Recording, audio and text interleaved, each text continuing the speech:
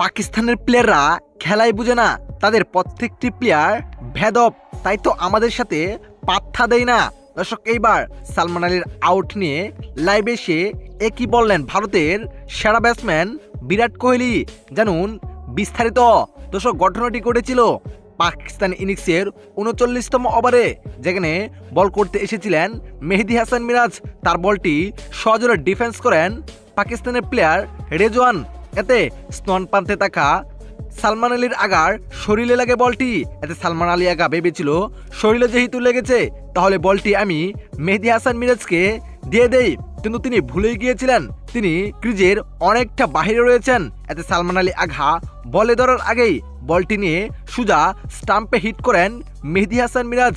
এতে রীতিমতোই অবাক হয়ে যান সালমান আলী আগা, এটা কিভাবে আউট হয়। এতে মাঠের আম্পায়ার কোনো ডিসিশন দিতে পারেন নাই। এতে থার্ড আম্পায়ারের কাছে চলে যায়। থার্ড আম্পায়ার এটিকে যাচাই বাছাই করে আউট ঘোষণা করেন। তারপর রীতিমতোই রেগে যান সালমান আলী আগা।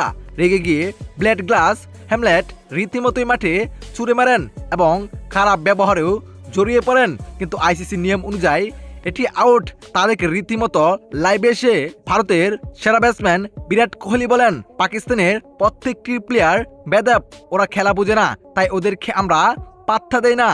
তিনি আরো বলেন আইসিসি নিয়ম অনুযায়ী এটি আউট, কিন্তু সালমান আলী আগা এটি একেবারেই খারাপ করেছে।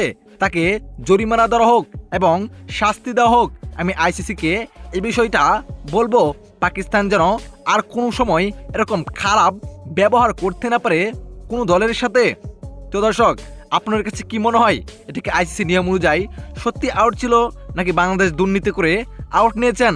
আপনার মতামতটি অবশ্যই আমাদের ভিডিওর কমেন্ট বক্সে জানাতে ভুলবেন না। ধন্যবাদ।